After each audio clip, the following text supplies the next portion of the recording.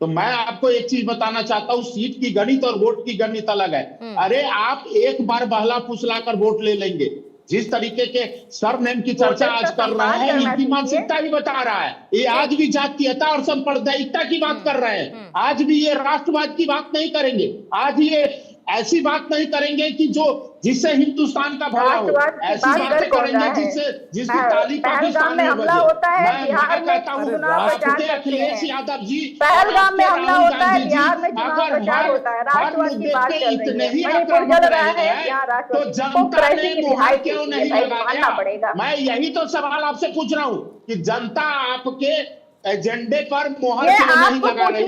हर जगह आप लोग मुंह की खा रहे हैं और कांग्रेस के गोद में आप बैठे और कांग्रेस आपके गोद में बैठी। आप दो लड़कों का एक सवाल निकाले, दो लड़कों ने रंजन साहब, लेकिन आपको क्या दिक्कत है? Until and unless both are comfortable.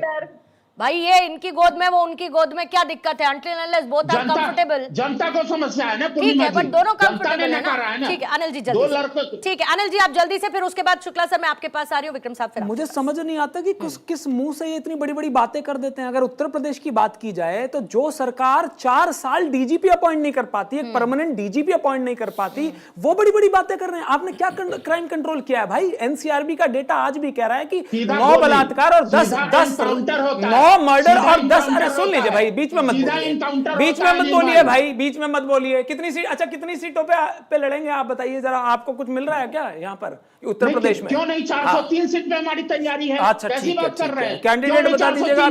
अभी पिछली बार कितने पे लड़े थे? कांग्रेस करे जा रहे हैं। अगर बात होगी नहीं, कितने पे लड़े थे? कैंडिडेट कितने पे लड़े थे पिछले विधानसभा चुनाव पे? आपसे भी अंत समय तक पूछा जाएगा कि क्या हुआ, फाइनल नहीं हो पा रही। ठीक है, ओके ठीक है। देश की जनता को लाइनों में खड़ा कर दिया डीजल, पेट्रोल और गैस के लिए। बातें देखिए कितनी बड़ी बड़ी है। बच्चों की परीक्षा तक नहीं करा पा रहे हैं, उसके बाद इतनी बेशर्मी है कि कहते हैं हमने सब कुछ कर दिया। ठीक है, नहीं है भाई। ठीक है अनिल, आपने पूछा कि कौन से मुंह से ये इतनी बड़ी बड़ी बातें करते हैं, तो आप कौन से मुंह से इतनी बड़ी बड़ी बातें कर रहे हैं जिसने 60 साल तक इस देश की सत्ता को संभाला, जो ओबीसी आरक्षण को संवैधानिक दर्जा दिलाने में नाकाम रही? आप कौन से मुंह से बात करते हैं? आप जब बात करते हैं जनता के लिए ये नहीं हो रहा, तो जनता की गाड़ी कमाई का पैसा कोल स्कैम से लेके, कॉमनवेल्थ गेम्स से लेके बाकी तमाम घोटालों में किसने खाया? नेशनल हेराल्ड का मैं नाम लेकर आऊं तो नहीं, लाइए ना नेशनल हेराल्ड। अगर आप दूसरे को, अगर आप ये कहते हैं कि भाई हमारे, आप कहिए हमारी शर्त पे कोई दाग नहीं है, कहा है कि ऐसा मामला झूठा आप कहिए, थोड़ा भी आप कहिए सर, आप ये कहिए। अरे सर, आपका शीर्ष नेतृत्व, आपका शीर्ष नेतृत्व अनिल, आप यहाँ पर मेरी बात को डिनाई कर दीजिएगा, लेकिन अंदर से आप ये नहीं कर पाएंगे कि आप उस पार्टी को रिप्रेजेंट कर रहे हैं जो आज तक अपने शीर्ष नेतृत्व में एक परिवार से बाहर नहीं निकल पाई। कैसी बात कर रही हैं? हमारे राष्ट्रीय अध्यक्ष खड़गे साहब की बात कर लीजिए आप, खड़गे साहब, फिर उसके बाद मैं लाइन लगाऊंगी, फिर उसके बाद मैं लाइन लगाऊंगी कि कैसे राहुल गांधी को मनाने के लिए।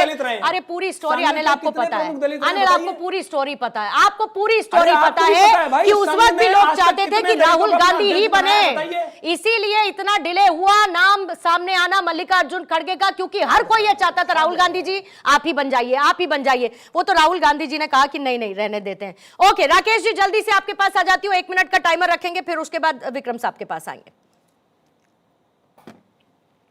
मुझे पूर्णिमा जी एक चीज सुन के बड़ा अच्छा लगा। मैं आपके अनिल जी और पूजा जी दोनों लोगों ने ब्राह्मणों को लेकर बड़ी चिंता जाहिर की। पूजा जी तो बार बार दोहरा रही थी कि बटुकों का शिखर पकड़ के पीटा गया, लेकिन मुझे इस बात की भी थोड़ा सा चिंता है कि अखिलेश जी और राहुल जी दोनों प्रयागराज नहीं गए कि बटुकों को मरहम लगाएं। दूसरा, यदि यूथ नाराज है तो यूथ नीट को लेके भर नाराज नहीं है, यूथ तो यूजीसी को लेके भी नाराज। लेकिन क्या अखिलेश जी और राहुल जी यूजीसी पे बोले? कहीं टीवी डिबेट में बैठ के ब्राह्मणों के प्रति चिंता जाहिर करना और ब्राह्मणों के लिए बोलना, ये दोनों में अंतर है। दरअसल उत्तर प्रदेश की पॉलिटिक्स में हम मान लें यदि कि यूथ नाराज है, लेकिन वो गोल चक्कर जैसा है, नाराज है लेकिन समाजवादी पार्टी और कांग्रेस से भी खुश नहीं है, इसलिए गोल चक्कर में घूम के फिर भारतीय जनता पार्टी की मुख्यधारा की तरफ चला आ रहा। यही चिंता है। नहीं तो यूजीसी और बटुकों के बारे में अखिलेश जी और राहुल जी को मैदान पे उतर जाना चाहिए। लेकिन क्यों नहीं उतरे? इसलिए नहीं उतरे कि यदि उतरेंगे तो बाकी जाति की जो राजनीति है वो कहीं ना कहीं बिगड़ जाएगी। ठीक है, विक्रम साहब आपका क्लोजिंग कमेंट प्लीज। देखिए, मैं जो समाजवादी पार्टी की प्रवक्ता थी, मैं कहूंगा कि अखिलेश जी को आपका सजेशन मानना चाहिए। पीडीए जो है या तो पीडीबी कर दें, मतलब जो अल्पसंख्यक है उसकी जगह ब्राह्मण कर दें, या पीडीए भी कर दें। कम से कम अगड़ा के बाद, मतलब जो अल्पसंख्यक है उसके बाद वो ब्राह्मण की नई पैकेजिंग है ना सर। हाँ, तो नहीं कर दें। मतलब अगर इतना ही उनको ब्राह्मणों के प्रति हमदर्दी है तो कम से कम दिखाने के लिए पीडीए बी सीडी, या हो सकता है ए के बाद बी आता है नहीं आता है, जान रहा है नहीं जान रहा है, तो मुझे लगता है कि बी कम से कम ऐड कर दें। कम से कम ये समझ में आए या दिखने में आ जाए कि हाँ, आपके ब्राह्मणों के प्रति इतनी हमदर्दी है, आप ब्राह्मणों के प्रति इतने सजग हैं। अगर इतना भी कर देंगे तो मुझे लगता है कि शायद कुछ आप कर पाए।